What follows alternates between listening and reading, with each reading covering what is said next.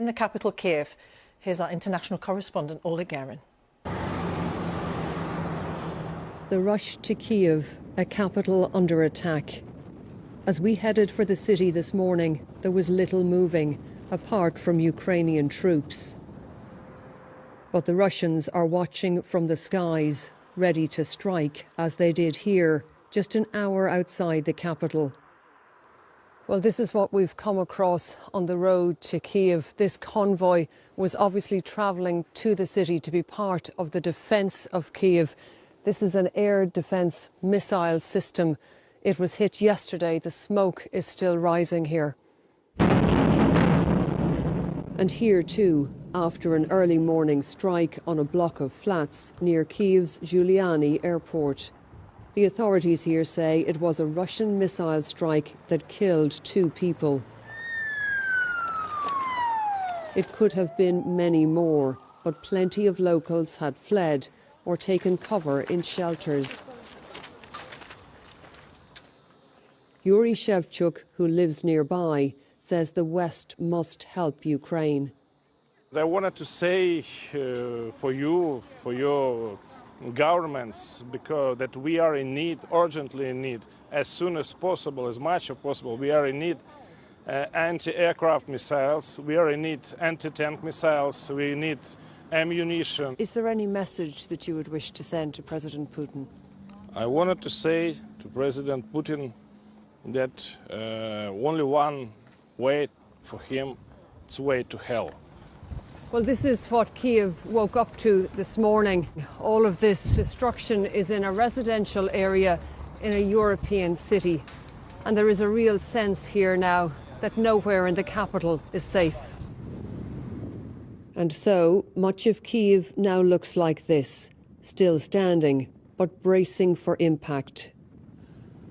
Всім доброго ранку, українці.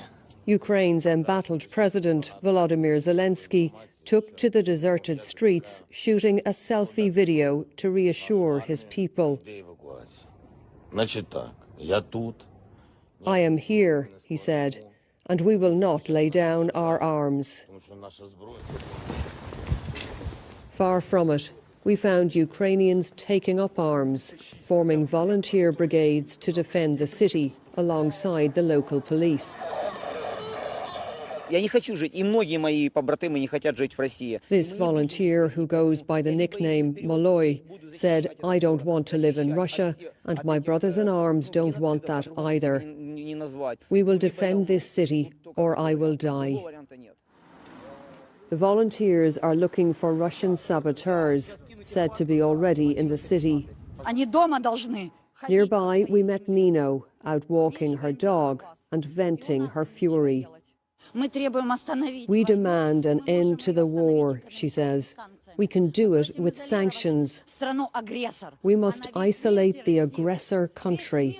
It terrorizes the whole world. With Russian forces at the gates, some are still fleeing the capital.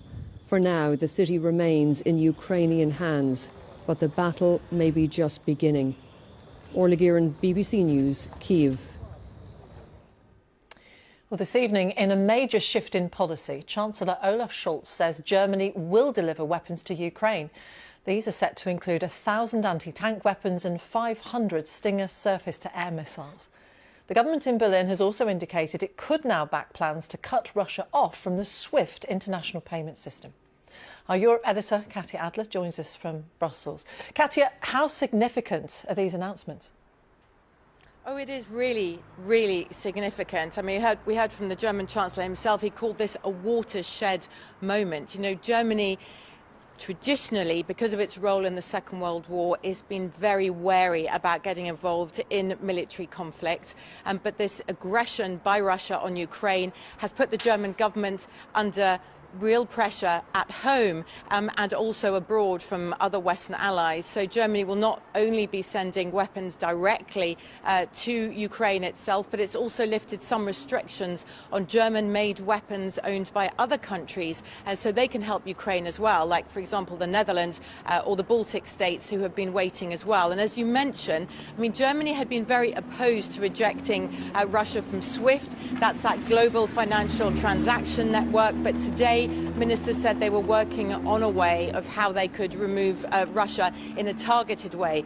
That, of course, is a move that is supported by the UK, the US and other member states as well.